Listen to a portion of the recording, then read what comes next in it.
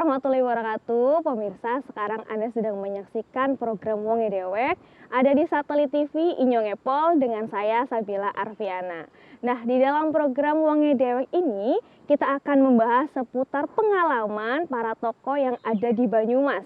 Nah, pada saat ini saya sedang bersama narasumber kita yang sangat luar biasa karena beliau itu dulunya sebagai aktivis, kemudian beliau juga sebagai wartawan dan jurnalis, dan sekarang beliau terjun di dalam Bawaslu Kabupaten Banyumas. Beliau adalah Pak Ion Daryono. Selamat sore Pak Ion Daryono. Selamat sore. Iya, saya Sabila Pak. Iya, Mbak Sabila. Terima kasih. Oke, sehat Pak Ion? Alhamdulillah sehat semuanya. Sehat. Ya. Keluarga juga sehat pastinya ya? Alhamdulillah. Terima kasih doanya. Pak Ion Daryono ini sebagai Bawaslu sekarang, betul? Betul. Dan berangkat dulu itu sebagai jurnalis atau wartawan juga, betul? Ya, betul. Nah, kenapa Pak? Kenapa Bapak itu lebih memilih wartawan dulunya dan sekarang sebagai seorang Bawaslu? Boleh diceritain? Iya, jadi gini Mbak Sabila. Kebetulan bagian dari perjalanan saya ada di ruang-ruang di mana tahun 98 itu sedang marak-maraknya aksi demonstrasi terkait dengan Orde Baru. Ya, jadi saya masuk kuliah itu 97 di FISIP Unsud waktu 97. itu.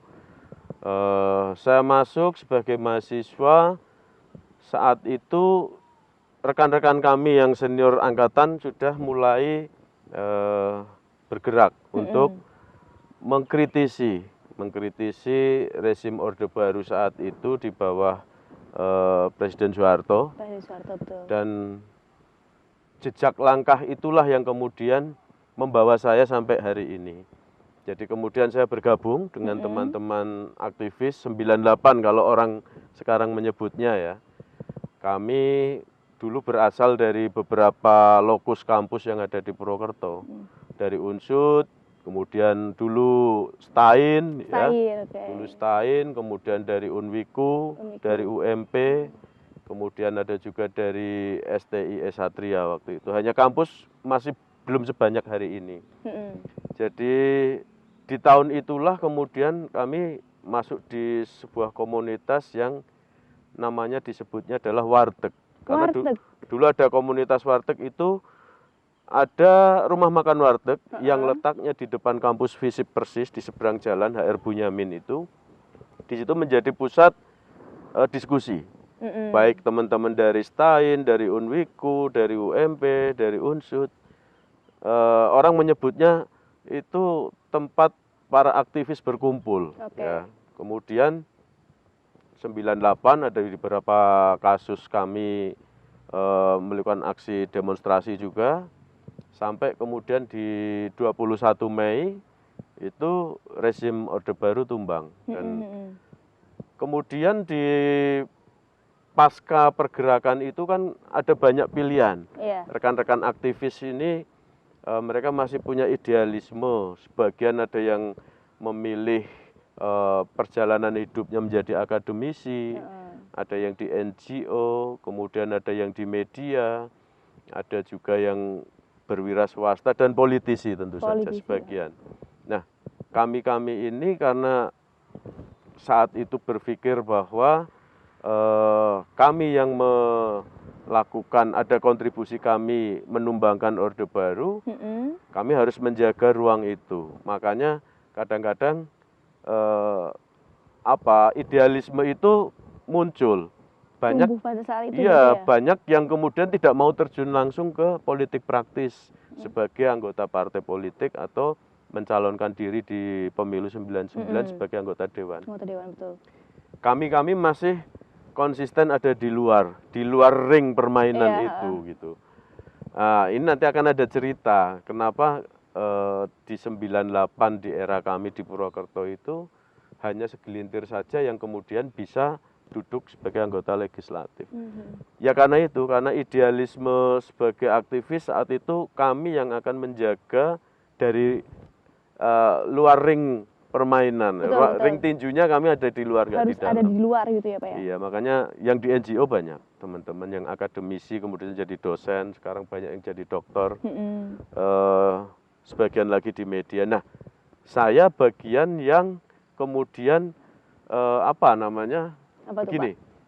saat itu dunia media itu masih menarik sekali. Oke, Pertama, belum ada serangan teknologi informasi seperti hari ini. Ya, belum ada media sosial yang sehebat dan seatraktif hari ini. Sehingga media mainstream yang ada hanya pertama surat kabar, koran, ya. Kemudian majalah, kemudian juga televisi. Televisi pun saat itu belum sangat susah untuk bisa masuk ke, belum banyak gitu ya. Hanya kalau nggak salah ada RCTI, TPI, TVRI. Kemudian berikutnya muncul ada Indosiar, SCTV, Antv, dulu LATV dan lain sebagainya. Nah, senior-senior saya di pergerakan itu banyak yang jadi wartawan. Oke. Ya. Ada yang di media nasional, ada yang di media regional dan media lokal. Jadi kemudian itu menginspirasi juga. Jadi kayak Mbak Sabila misalkan, karena kedekatan pasti. Kemudian tiap harinya kita ketemu gitu ya. Bagaimana teman kita bikin berita, ngirim berita, liputan. Setelah liputan nongkrong lagi di warteg, bercerita. Ini menarik, sesuatu yang menarik bagi saya. Meskipun kemudian ketika lulus saya tidak langsung jadi wartawan. Karena ya itu tadi, susah juga kita untuk bisa masuk di dunia media saat itu. Pertama, seleksi jelas. Kedua, kalau tidak ada yang menggaransi atau senior yang sudah ada di dalam perusahaan media untuk tracking menarik. OD lah ya Pak? Ya, orang dalam. Bahasa dalam. sekarang orang dalam ya. Ordal ya. Ordal. Ya. Atau OD. Sehingga susah. Ya, saya beruntung, banyak teman-teman saya, ada yang di Tempo, dulu ada Mas Aryaji, kemudian ada yang di Republika, ada Mas Adewo, kemudian juga ada yang di Pikiran Rakyat, kemudian di Harian Indonesia ya, di Media Indonesia, di Media Indonesia Mas Lili, termasuk yang di media lokal ini ada senior kami dan saya sangat takzim sama beliau, namanya Mas Jarod Setioko. Saya pernah mendengar itu. Pernah mendengar ya? Mas Jarod ya. Mas Jarod itu legend. Oh, legend. Ya. Saya sebagai juniornya saat itu memiliki apresiat yang sangat tinggi kepada beliau karena dia salah satu orator di dalam aksi-aksi di Purwokerto. Dia salah satu orator yang paling dikenal memang. Dan saat itu memang iklim situasi demokrasinya masih rawan. Ya. Ada intervensi-intervensi dalam tanda kutip saat itu bagi para aktivis tidak bisa leluasa untuk bergerak. Kami merasakan itu. Ya. Oke, Mas Yon Daryono, ini nanti kita akan membahas seputar kapan sih Bapak itu tertarik menjadi seorang wartawan, apakah memang pas lagi jadi mahasiswa ataupun setelah menjadi mahasiswa atau setelah lulus begitu. Tapi dijawab nanti, kita akan iklan terlebih dahulu. Boleh. Begitu ya. Baik pemirsa, kita tahan dulu sebentar setelah pariwara berikut yang ini.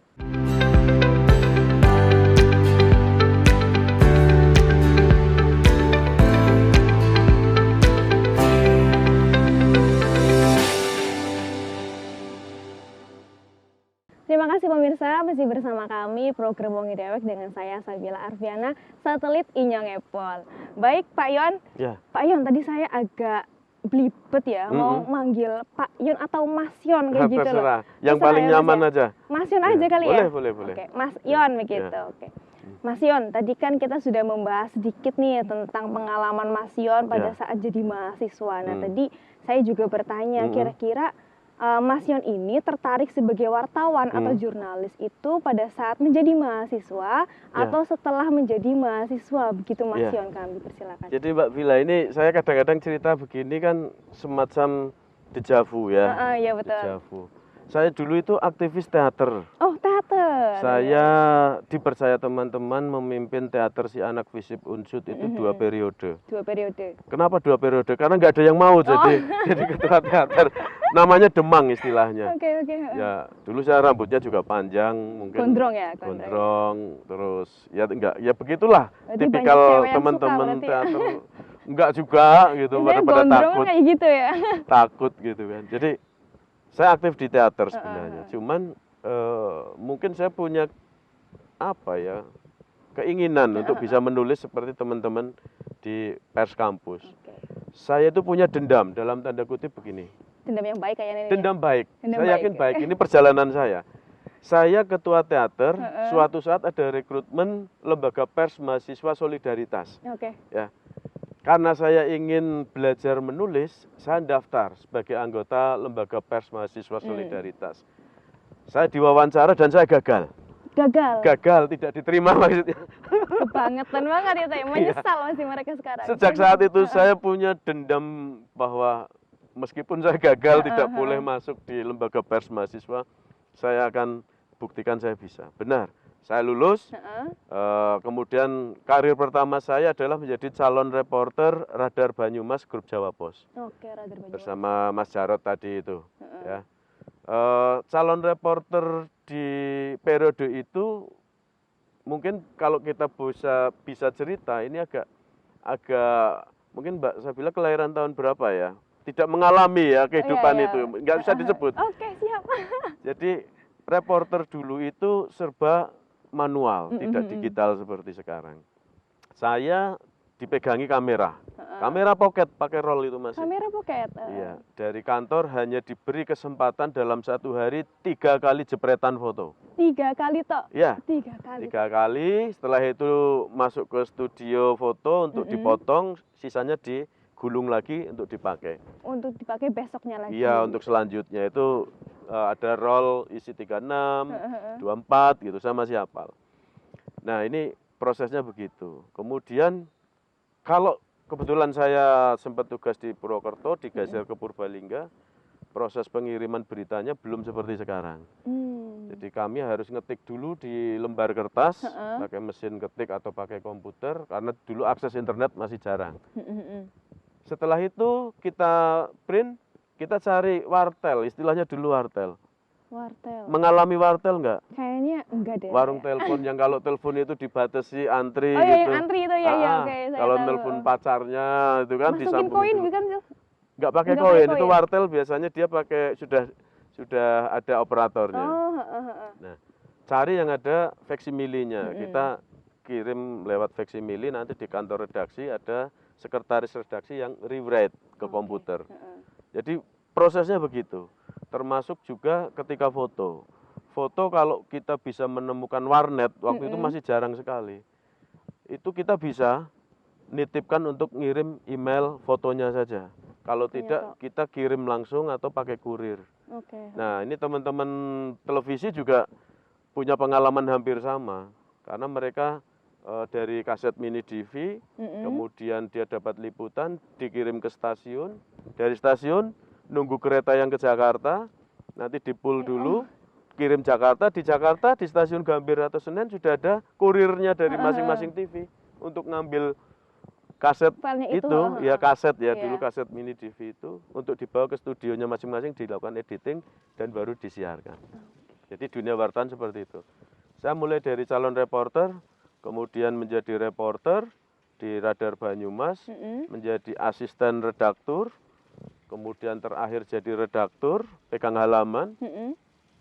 Suatu saat ada liputan saya yang mungkin saya juga nggak ngerti karena hasil liputan kan pasti dipantau banyak pihak. Ada satu kasus yang mungkin saat itu menjadikan orang tertarik dengan hasil liputan saya, itu soal keracunan tempe bongkrek di desa Sirau di Purbalingga, itu daerah pegunungan sana. Keracunan tempe bongkrek? Pernah ada kejadian itu, tempe bongkrek dan satu keluarga meninggal dunia. Sampai meninggal itu ya, Mas? Ya, karena itu racun ya, toksiknya. Hanya saya yang dapat liputan itu waktu itu. Wartawan yang lain tidak punya liputannya. Saya datang sendiri, naik motor sendiri ke sana. Ada pengalaman yang menarik juga. bahwa di sana sudah ada babinsa, aparat dan lain sebagainya. Suatu saat saya turun dengan rekan dari TNI Angkatan Darat itu. Di tengah jalan, itu kan masih pegunungan dan hutan, tidak ada tukang tambal ban. Bannya bocor. Ya Allah. Akhirnya kami, Dorong ya saya ya? temani, Tuntun saya ya? temani, dia dorong itu saya temani sampai ketemu bengkel. Ternyata ini yang bikin saya terenyuh lagi. Kenapa, Saat Mas? itu rekan dari TNI Angkatan Daratnya nggak bawa uang juga. Nggak bawa uang juga. Akhirnya Betul. saya yang ngongkosi tambalnya. Ya, Ya Allah. saya Double kill lupa ya. namanya. Mungkin kalau yang bersangkutan menyaksikan ini pasti dia akan ingat, oh itu. Jadi Langsung nostalgia ya. iya, saya ongkosi. Akhirnya kita bisa sama-sama turun ke kota ke Purbalingga. Perbalinganya. Ya. Suatu saat ketemu lagi pas ada karnaval parade. Ya, saya liputan juga kan. Dia mungkin masih ingat kejadian itu. Ya akhirnya kita bertegur sapa lah. Mas Yon gitu ya. Iya, ya cerita-cerita ngobrol itu pengalaman jadi wartawan. Dari redaktur, kemudian hasil liputan yang tempe bongkrek itu kemungkinan gitu ya menjadi atensi banyak pihak karena tidak ada yang dapat liputan itu eksklusif. Ada dari pihak Kompas Gramedia itu menghubungi saya. Menghubungi saya suruh bikin lamaran. Oh, lamaran. Di fax juga. Iya. Di fax. Prosedurnya tidak berbelit-belit ternyata saat itu ya. Kemudian saya dapat telepon suruh ke Jakarta. Perkiraan saya ke Jakarta itu hanya untuk wawancara atau tes gitu kan, ya. interview. Ternyata tidak. Saat itu saya ditemukan dengan Mas Paulus kalau nggak salah namanya, SDM di Kompas Gramedia. Hari itu sampai di kantor Palmerah, hari itu juga sudah disiapkan tiket, saya harus terbang ke Batam. Terbang ke Batam langsung? Terbang ke Batam untuk startup media, Kompas Gramedia, dengan brand koran daerah, Tribun itu. Nah saya saat itu ya nggak bawa persiapan, iya, betul. Ya tapi sudah dipenuhi semua oleh Kompas Gramedia. Jadi fasilitasi ya? Ya, saya berangkat ke sana, kita startup media Tribun Batam waktu itu. Sejak saat itu saya sudah redaktur juga posisinya. Karir saya dari redaktur dari satu proyek ke proyek lain, jadi saya sempat rebrandingnya dari Metro Bandung ke Tribun Jabar, saya juga ada di situ, tim di situ. Kemudian di Tribun Jambi juga saya tim di situ juga. Tim juga? Ya, tim startup pembuatan dan sampai print sampai perusahaan berjalan. Kemudian di 2025 itu saya ada kesempatan.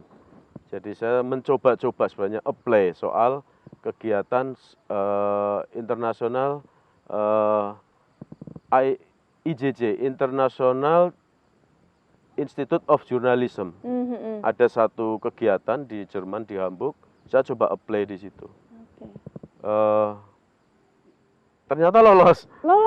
Saya mewakili Indonesia saat itu sebagai salah satu wartawan yang mendapatkan program di International Institute for Journalism in Wien di Hamburg itu. Dari Jerman saya pulang masih mengerjakan proyek-proyek lagi. Kemudian di 2009 saya coba lagi apply lagi. Ternyata saya masuk lagi tetapi nggak di Jerman. Saya di Den Haag, ditempatkan di Den Haag di biro sana.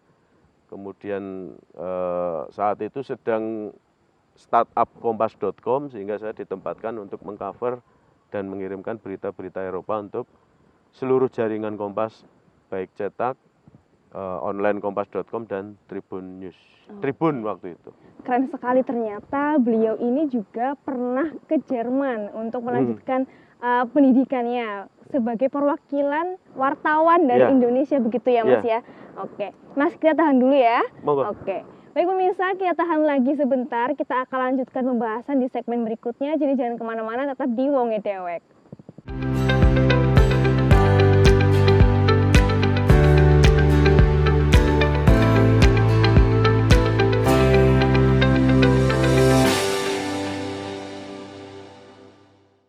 Terima kasih pemirsa, Anda masih bersama kami program Wangi Dewek dengan narasumber keren kita yaitu Mas Yon Daryono.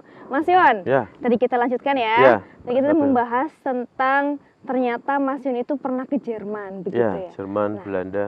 Setahu saya Mas Yon itu orang Purbalingga ya? Iya, saya orang ngapak-ngapak. Orang ngapakers begitu. Saya lahir di Purbalingga, Saya di Purbalingga. besar sampai SMA di Kalimana. Di Kalimana. Iya. Oke. Nah, itu saya pengen tanya, Pak. Agak penasaran sih. Pas lagi di Jerman, Iya. itu pakai bahasa apa? Ya, kalau Bahasa di Indonesia, Jerman ngapak atau isyarat gitu?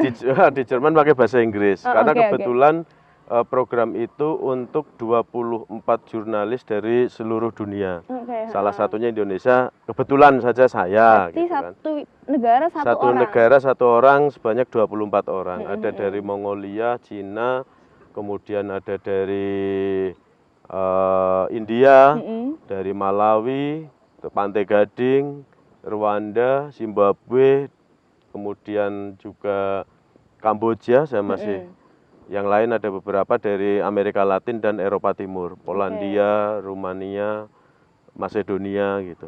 Itu tadi berapa lama di sana ya? Hampir satu musim, jadi di Satu sana musim. ya, jadi ada short course lah ya di sana. Satu musim kita belajar betul bagaimana press freedom di masing-masing negara untuk disampaikan di forum itu. Kami diskusi, kami juga ada tour risetnya juga, gitu kan. Kebetulan saya berpartner dengan rekan yang dari Turki waktu itu. Kami hunting narasumber, hunting berita dan lain sebagainya. Kalau di Jerman pakai bahasa Inggris. Pakai bahasa Inggris. Karena internasional forum di situ. Pas lagi di Jerman itu ada cerita menarik nggak, Mas? Ya, ini cerita kita orang Indonesia ya. Saya itu baru ngeh kalau ternyata namanya ayam, kalau kita beli ayam di sana. Saya satu kamar sama teman wartawan dari Malawi. Malawi itu di Afrika. Orang di Jerman itu ketika beli ayam dan makan ayam ternyata itu tidak seperti kita. Lah, kok? Setahu saya saat itu kalau kita makan kan kita beli makan ayam ya pahanya, sayapnya gitu kan, atau kalau orang Jawa bilang wong Purbalingga ngomong dada mentok gitu kan. Ya. Ternyata di sana tidak. Jadi kita membeli satu ya dimakan sendiri. Satu ayam itu. Satu ayam dimakan sendiri dengan kentang gitu.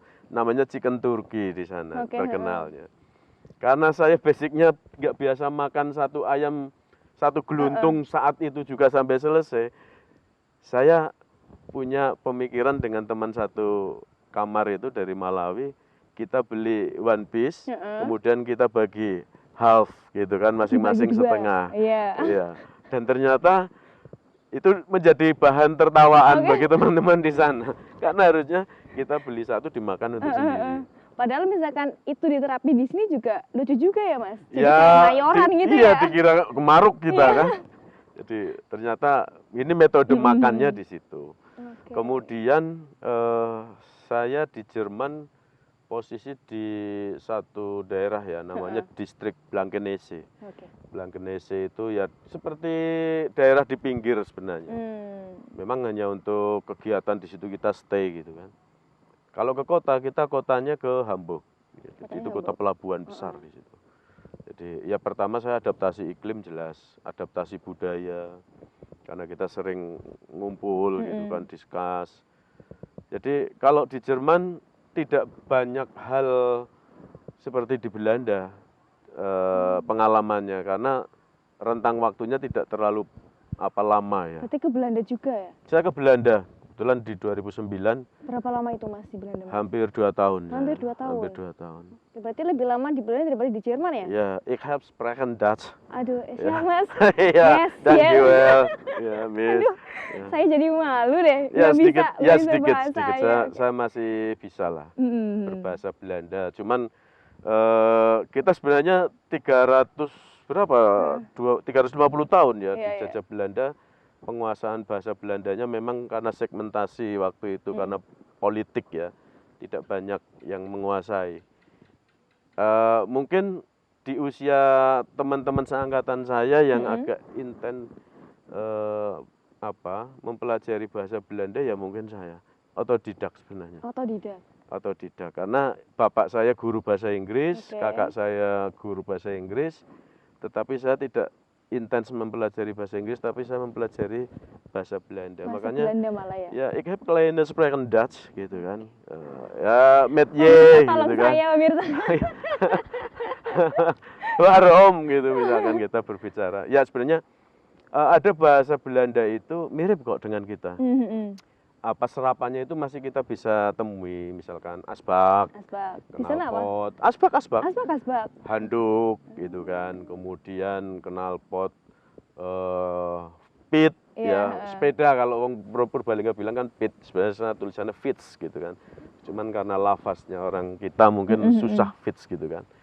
Kemudian ada banyak hal yang sebenarnya secara kultural kita dekat, cuman karena lagi-lagi politik lagi ya, politik kebangsaan kita sehingga terpisah lagi. Di Belanda lebih banyak pakai bahasa Belanda. Bahasa Belanda. Mungkin juga ini ya Mas, karena dulu kita pernah lama dijajah sama negara itu, jadi agak ada persamaan budaya. Ya, saya juga sering masih ketemu teman-teman kita diaspora di sana. Ada yang keturunan Suriname gitu kan. Tapi Suriname sudah generasi, berarti saya di sana sekitar generasi ke-5, 6 lah. Kalau Suriname agak panjang. Kalau yang teman-teman dari Maluku Ambon yang dulu ex-Knil ya, Koningnitz, Legere, Inlander, Legion gitu kan. Itu generasi ketiga, keempat. Itu saya sering ketemu dengan mereka. Ada satu kota namanya Os. Os itu memang oleh kerajaan Belanda diberikan kepada ex tentara Knil yang berhijrah menjadi warga Belanda. Disiapkan rumah perumahan kompleks gitu. Itu orang Ambon Maluku semua di situ. Oh, orang Ambon Maluku. Ya, karena sebagian besar leluhurnya adalah atau eyangnya, mbahnya itu ex tentara Knil yang memilih menjadi warga Belanda. Tapi clear hari ini mereka juga tidak mempermasalahkan itu. Mas, tadi kan kita membahas tentang Mas ternyata pernah ke Jerman untuk belajar sebagai jurnalis atau wartawan. Nah, kalau di Belanda itu ngapain? Apakah sama sebagai wartawan? Jadi di Belanda itu ada banyak hal yang pertama saya dapat scholarship memang dari kerajaan Belanda untuk belajar International Communication Management. Khusus untuk baik teman-teman media, NGO ya. Middle level waktu itu. Jadi itu program non degree. Kami diajari untuk belajar bagaimana meng-create sebuah perusahaan ya bersama-sama dari beberapa negara juga. Ada Filipina, kemudian ada Spanyol gitu, kemudian juga Paraguay. Ada banyak teman di situ, Turki juga, Iran gitu. Kita belajar soal International Communication Management ya, masih ada linknya lah di bidang jurnalistik juga. Saya juga kebetulan saat itu Kompas sedang rebranding, kompas.com. Saya juga menyuplai berita-berita sebagai bagian kontributor perwakilan untuk Kompas.com, Tribun News, dan menjadi beberapa kali menjadi supplier berita untuk Kompas Cetak. Jadi memang kebetulan saya kan masih bekerja di grup Kompas Gramedia waktu itu ya? Iya, jadi saya ditempatkan di sana sekalian untuk ngirim berita sambil mengikuti program International Communication Management. Kita lanjut dulu ya Mas ya. Nanti kita akan membahas seputar apakah ada impact dari Mas itu belajar tentang jurnalis atau wartawan, kemudian balik ke Indonesia, apakah ada impact untuk karirnya Mas Yon atau tidak? Nanti dibahas nanti ya Mas ya. Baik pemirsa, kita tahan lagi sebentar, kita akan membahas di segmen berikutnya. Jadi jangan kemana-mana, tetap di program Wonge Dewek.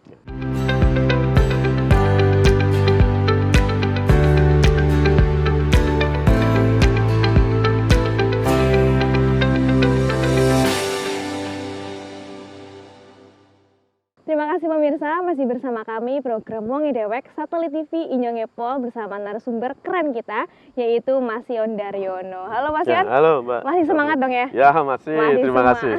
Ya. Oke Mas Yon, tadi kan saya mau bertanya tentang impact nih, tapi sebelum saya mau mendengar jawaban Mas Yon tentang impact, itu saya juga jadi penasaran sama Mas Yon. Kenapa Mas Yon itu punya mental yang seberani itu? Maksudnya udah S1, S2 di Indonesia, kemudian juga mengikuti wartawan sampai luar negeri. Itu emang punya mental dari kecil gimana itu Mas? Iya, kalau soal saya itu orang yang nggak bisa diam mungkin dari Nggak kecil. bisa diam. Dari 4 saudara, kayaknya saya yang paling beling itu kalau bahasa Purbalingan ini bejut. Bejut, iya Mas, bejut. Udah jarang di rumah, nggak pernah sinau gitu kan, di sini dolan, keluyuran gitu dari kecil. Jadi kalau kecil saya masih ingat itu kalau sudah maghrib itu kalau sudah maghrib baru pulang. Baru pulang. Mandi sebentar pergi lagi. Mandi tok berarti ya? Mandi tok pergi lagi, makannya biasa lah gitu, ngumpulnya anak-anak kampung gitu kan. Kita sampai jam 1, jam 2 baru pulang. Baru pulang. Baru pulang. Meskipun bapak saya guru, ibu saya guru, tetapi memang membebaskan karakter saya. Gitu. Berarti nggak dimarahin tapi? Enggak dimarahin. Memaklumi ya? Itu mungkin bagian dari pondasi saya sampai ke berikutnya itu, saya itu punya pengalaman bejut itu ya akhirnya saya merasakan semua.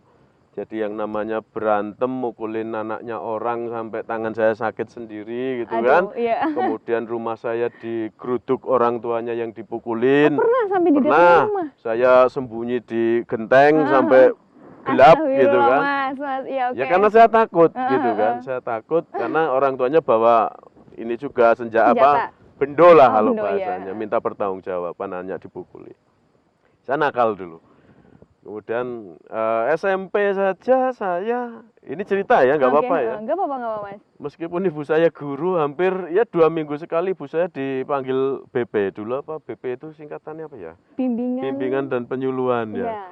Jadi sama PK ya? Iya, suruh ada surat pasti ke rumah. Orang tua saya gitu kan. Dipanggil. Kemudian ya kenakalan remaja lah. SMP saya masuk ditangkap polisi juga pernah gitu. Tangkap polisi. Tapi SKCK aman Mas? Aman. Waktu itu hanya kenakalan remaja. Jadi nakal biasa lah ya. Antar SMP biasa berantem geng-gengan gitu.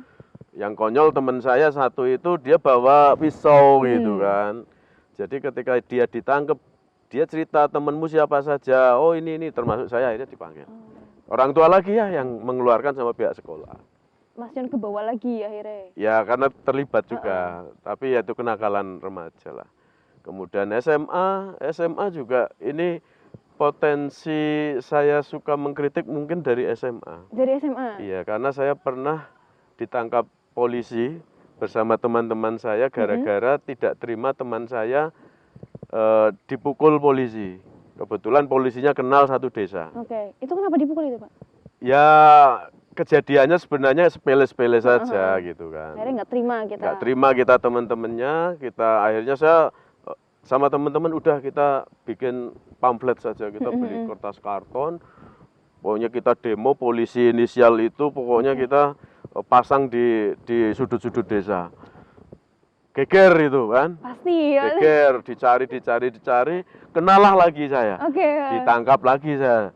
Nah itu bentuk protes ketidakadilan sebenarnya sudah mulai muncul. Endingnya ya orang tua dipanggili semua, kemudian kami suruh dibina, tetapi kemudian saya disuruh apel setiap hari Senin sama Kamis ke Polsek. Ke Polsek, apelnya tidak hanya apel tanda tangan, tetapi suruh nyapu kantor, bersih-bersih kamar mandi, WC, dan lain sebagainya. Suatu saat saya sedang nyapu, ada tetangga saya mau bikin SKCK. Ya, malulah saya. Ya pasti. Ya, dia tahu ini kok, ya anaknya Pak Guru kok nyapu di Polsek pagi-pagi. Gitu. Ya tapi nggak apa-apa, itu pengalaman gitu. Kemudian saya masuk Unsud, ya udah ketemunya teman-teman aktivis, teman-teman yang kritis. Mungkin itu memacu saya. Iya betul. Untuk menjadi aktivis ceritanya aktivis ceritanya gitu. Dan menciptakan mental-mental yang berani begitu ya Pak?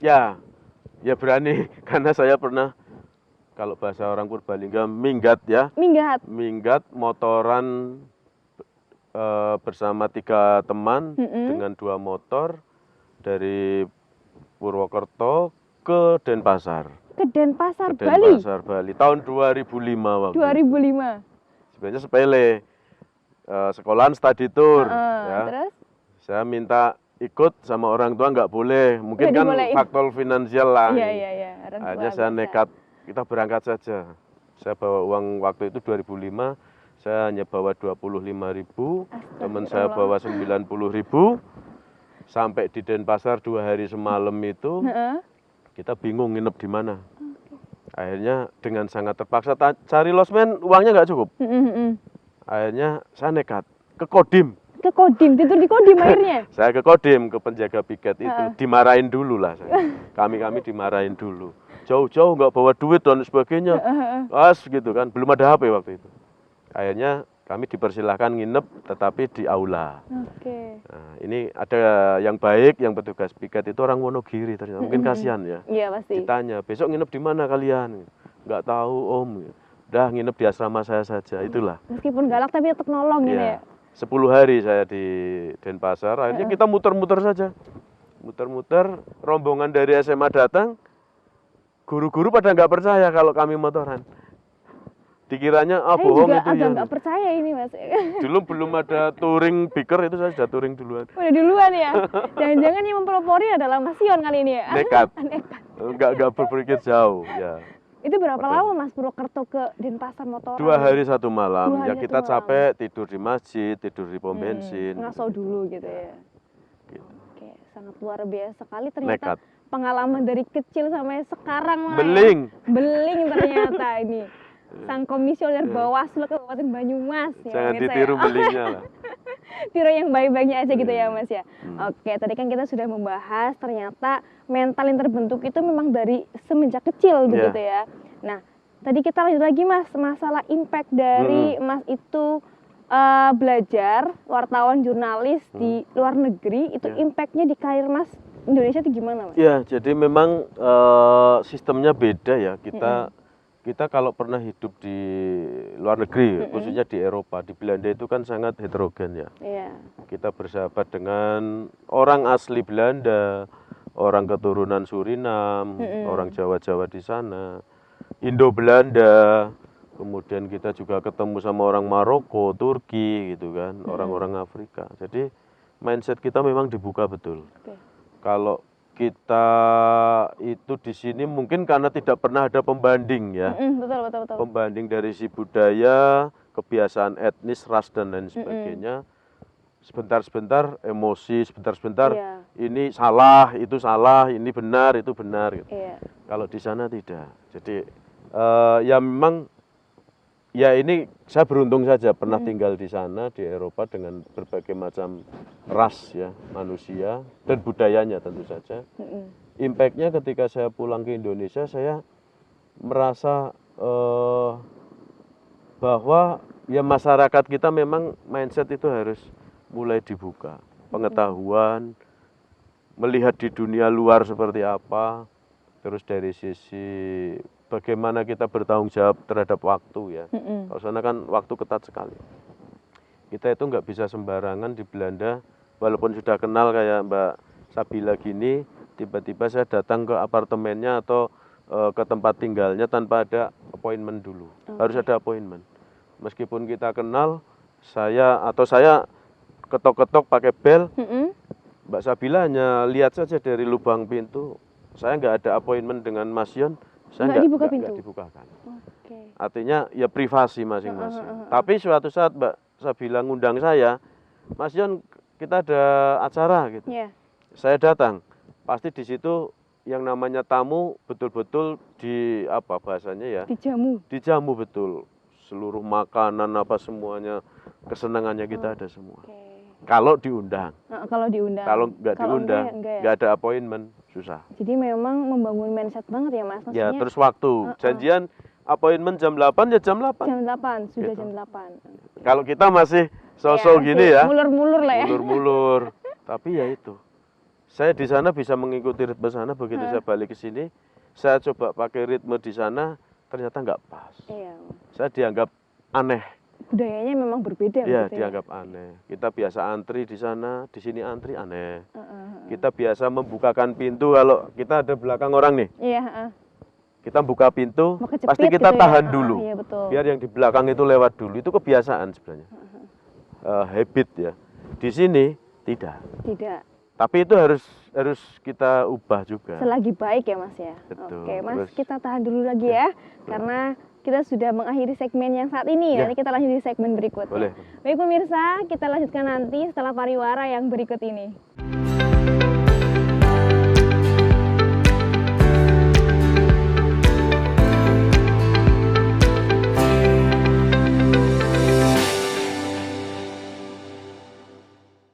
Terima kasih pemirsa, masih bersama kami Wonge Dewek dengan narasumber kita yaitu Mas Yon Daryono. Halo Mas Yon. Ya, halo Mbak. Masih semangat ya Mas ya? Ya, masih. Ini Harus, segmen terakhir soalnya Mas, Oke. jadi harus semangat gitu ya Mas ya. Siap. Siap, laksanakan ya.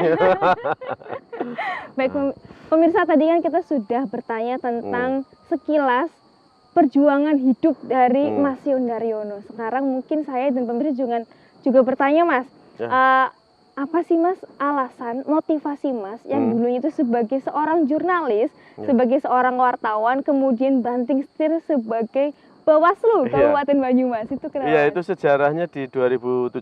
Oke, 2017, kebetulan saya dulu sempat double juga nih pekerjaan. Saya startup media di Banyumas, ada satelit pos sama satelit TV ya. Kemudian saya juga kebetulan ngajar juga dulu di Unpad ya. Sebenarnya itu kecelakaan sejarah juga. Kecelakaan sejarah. Karena Unpad saat itu prodi sosiologi sudah buka S3, S2 tetapi belum punya program S1. S1-nya malah S1-nya belum ada sehingga saya dicari dipinjem ijazahnya untuk pengajuan ke Dikti izin prodi S1 sosiologi Unpad. Pasca itu izin keluar saya suruh ngajar di sana. Saya sempat ngajar double gitu. Tapi kemudian saya putuskan ngajarnya saya stop. Saya fokus ke media. Di 2017 saya kemudian ada peluang sebagai panwas kabupaten di pilkada untuk persiapan pilkada gubernur dan bupati di 2018. Rekrutmennya di 2017. Alhamdulillah saya masuk. Saya akhirnya karena di situ ada komitmen fakta integritas harus bekerja penuh waktu sehingga dengan berat hati saya meninggalkan dunia media dan saya berkiprah di penyelenggara pemilu di Banyumas ini sejak 2017 sampai hari ini. Sampai sekarang. Berapa tahun itu? 2017, sekarang 2024 ya? Iya, 4 tambah 3 ya? Ya, 7 tahunan. 7 tahunan. Berarti tantangan pas lagi transisi pindah dari wartawan ke Bawaslu itu adalah harus menghentikan profesinya sebagai seorang jurnalis atau wartawan karena memang nggak boleh double job, harus fokus gitu ya Mas ya. Karena lembaga pengawas ini kan lembaga yang dibiayai oleh negara. Ya, kami penyelenggara negara juga untuk mengawasi jalannya pemilu maupun pilkada. Dan ya sampai hari ini di periode pertama 2017 sampai 18 selesai, alhamdulillah masuk lagi menjadi Bawaslu di 2018 sampai 2023. Sekarang di periode kedua karena lembaga Bawaslu dimulai di 2018-nya itu. Oke. Setahu saya Bawaslu kan ada posisi-posisinya ya Mas ya. Kalau Mas Yon ini maksudnya ke posisi apa ini Mas? Ya, saya yang pertama di 2017 sempat jadi anggota, kemudian menjadi ketua Panwas Kabupaten sampai berakhirnya pilkada. Kemudian di 2018 sampai 2023 saya sebagai Kordif pencegahan, pengawasan ya, dan hubungan antar lembaga. Hari ini di Bawaslu saya sebagai koordinator divisi penanganan pelanggaran data dan informasi. Kalau pelanggaran berarti maksudnya ke Mas Yon gitu ya?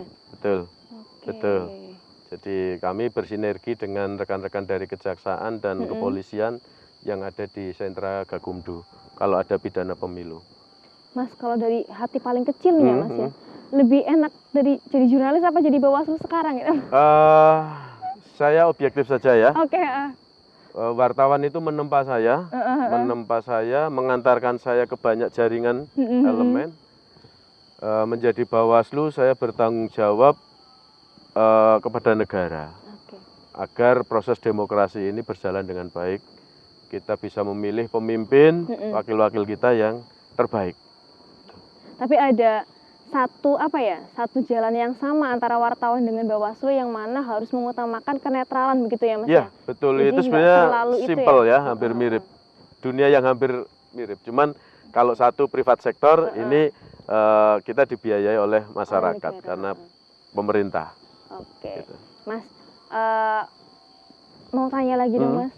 Bukan tanya sih, lebih ke minta saran gitu ya. Gimana? Buat saya dan teman-teman atau pemirsa yang ada di rumah, itu kasih dong motivasi buat kita semuanya sebagai orang-orang yang sedang meniti karir gitu Mas. Iya.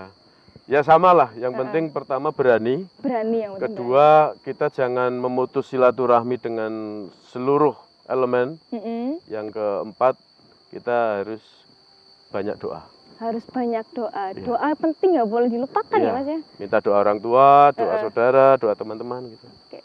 Mas, saya mau tanya lagi dong Mas, satu Ya, lagi. gimana? Tapi nggak tahu ini kayaknya private atau enggak ya. Ini emang namanya Mas Yondaryono gitu ya? Iya, betul. Emang aslinya Yondaryono begitu? Saya itu background keluarga dulu Katolik. Oh, Katolik. Kemudian kami hijrah menjadi Muslim. Jadi kalau adik saya nama Natalia. Saya dulu Yonatan. Oh, Yonatan. Makanya sekarang jadi Yon gitu ya. Terus kakak saya Johan gitu kan. Ya inilah proses apa namanya ya, keyakinan aja. Berarti keluarganya sangat Pancasila sekali ya Mas ya? Sangat Pancasila sekali ternyata ya. Iya, betul. Oke, terima kasih Mas Yondaryono. Ya, terima kasih Mbak. Nah, siapa yo? Mbak Sabila, karena saya kadang-kadang miss dengan Nabila dan Sabila. Sabila. Gitu. Banyak gitu soalnya, banyak manggil Nabil, Salsa, Sabila. Betul. Sebenarnya namanya saya Sabila gitu Mas. Apalah arti sebuah nama. Oh iyalah. Sakesper bilang begitu. Baik, terima kasih Mas Baik, terima kasih sudah menyempatkan waktunya buat hadir menyapa Wonge Dewek, Satelit TV Inyong Epol. Semoga kita bisa bertemu di lain kesempatan begitu ya Mas ini ya. Sukses juga untuk Mbak Sabila dan rekan-rekan semua. Terima kasih dan semoga Mas dan keluarga sehat selalu. Amin ya Allah. Ada closing lagi nggak Mas? Cukup saya pikir ya kita harus optimis lah. Harus optimis, yang penting optimis dan berdoa. Optimis dan bermanfaat bagi masyarakat. Bermanfaat bagi masyarakat. Baik, terima kasih Mas Yon. Sama-sama. Terima kasih juga kepada seluruh pemirsa yang ada di rumah dan ada dimanapun berada. Tetap saksikan program Wonge Dewek di episode selanjutnya dengan saya Sabila Arfiana. Terima kasih. Wassalamualaikum warahmatullahi wabarakatuh. Waalaikumsalam.